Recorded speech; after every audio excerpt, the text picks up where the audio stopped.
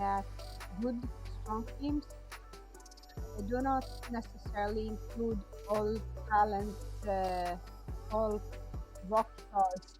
I think that when you look for people, you look for some functionality. Of course, I actually don't expect people to know what they're good at. I actually find it myself. I don't ask myself, is this person smart? But I ask, what are they, what are this person's strengths? Hi all, so today I have a very accomplished guest with us who is a hands-on engineering leader with a focus on cultivating impactful engineering cultures. She's a seasoned leader in developing large-scale distributed systems, currently serving as an R&D group lead at Payoneer, a very top-growing, fast-growing company, a financial services company. Let's welcome Einat on 10 Minutes of Hiring Wisdom, where she will tell us what it's like working for such a fast-growing company, what she has learned along the way, and if she has any tips for women out there who are paving their way up the ladder. Hey, Inat, how are you doing today? I'm fine, thank you. How are you? I am doing well. How's your Monday been so far, Inat? Oh, nice. Actually, it's the second day of the week for us, so it's fun. Okay, okay, Inat, let's get into it. Inat, because you've been in a leadership position for quite a while, can you elaborate your hands-on leadership approach when you're dealing with team members and how you prioritize development and mentorship within your team?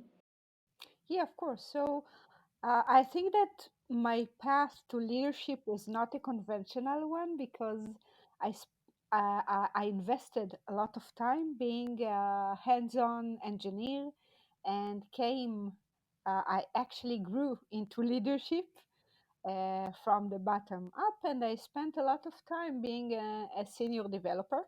I think this actually gave me the full panoramic view of being a junior, mid, senior, and also a tech lead before obtaining a leadership role. I think that it made me a better leader because uh, when I tell someone to do something, I can relate and I can also add my perspective.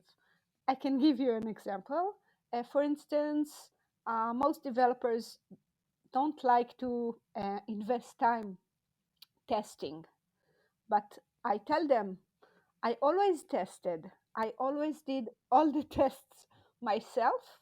And bonus fact, my bugs always appeared on production in really high scale. So that's something to be both proud and ashamed of, but it actually lightens up the atmosphere and it makes me uh, more of a lead by example leader. That is amazing. I think a lot of leaders are made by their experiences.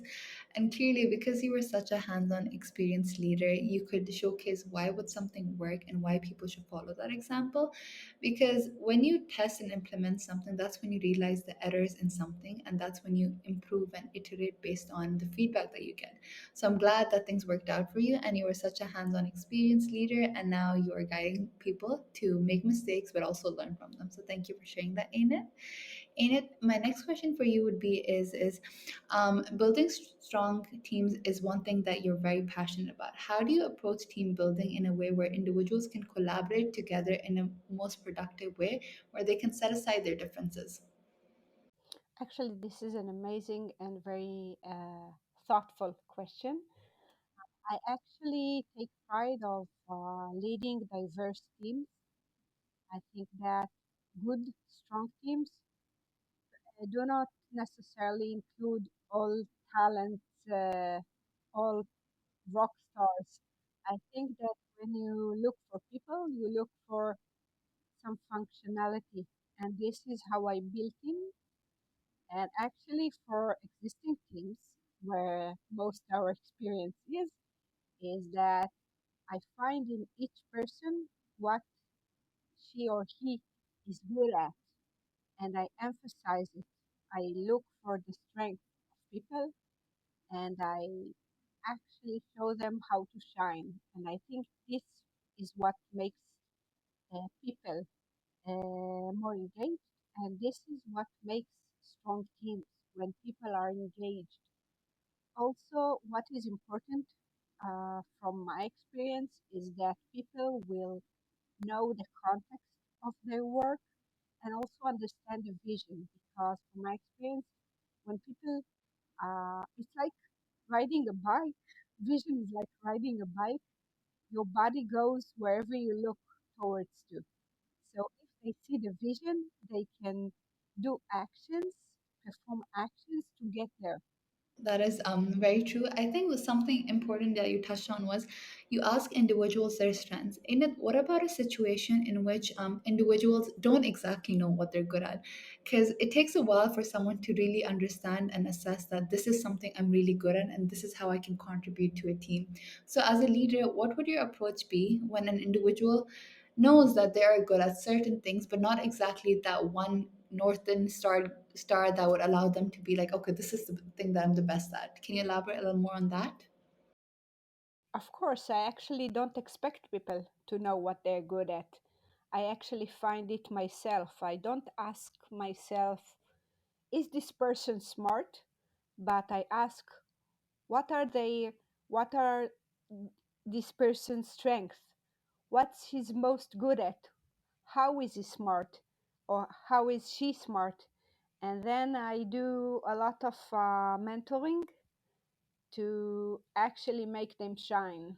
I find the strengths of in people because I have a set of questions when I ask people when I join a company. I always ask them what they are good at and what they think they can improve. How can they grow in this PC question? And actually, I then ask them what they like most is what kind of tasks they like most, what kind of tasks they dislike. And then I write down the answer. And then I actually see in their day to day whether or not this is actually the truth, is what they told me, is really what's going on in reality, where it meets reality. And then I find the strengths and I know how to direct them and how to guide them. And actually, I'm doing it in a really empowering way. I have to tell you that one thing that I found out over the years is that women do tend to talk less in meetings.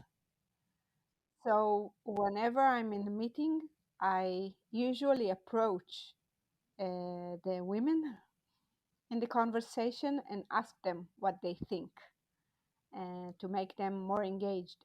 And I found that after twice or three times, they start talking because they see they are noticed.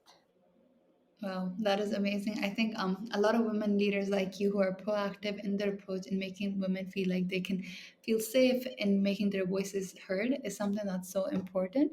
And I love the fact that you give people a chance to share, okay, these are the things that I'm good at, these are the things I might be bad at, what do I like doing, what are the tasks? And then based on your observations, you then allocate different things to different people, which showcases how much of a proactive leader you are who cares about their team members. So thank you so much for sharing that, Ainat. Ainat, last question would be is a lot of companies are laying off people these days, unfortunately, but I know the financial services industry is fairly growing. Can you tell me if your company is hiring and what positions are open? And if you are hiring for people within your team, what locations they would be in? Yes, actually, Payoneer is hiring. The most required position that we strive to recruit now is team leaders. We are actually looking for several. One of them is also to my group, and we're also hiring DevOps and full stack engineers and backend engineers. Currently, I know about position in Israel, but I'm pretty sure there are several positions also in uh, abroad in the other offices, and also not only tech. We also look for product managers And I think I saw project managers in marketing. So we have a lot of um, positions in our website, and we are definitely hiring even in these actually not so good times. Okay, well, thank you so much, Einat, for coming on the show, for sharing your proactive approach when it comes to building teams, making sure that they feel space, specifically women, where you constantly proactively reach out to them, where eventually they start feeling comfortable to share their opinions, and then just noticing and making your team members feel safe that their leader cares about them is something so special. So I'm glad leaders like you exist who understand how people feel, who understand how individuals are different but creates a safe space for people to make mistakes. Thank you so much for coming on the show today. Thank you so much for having me.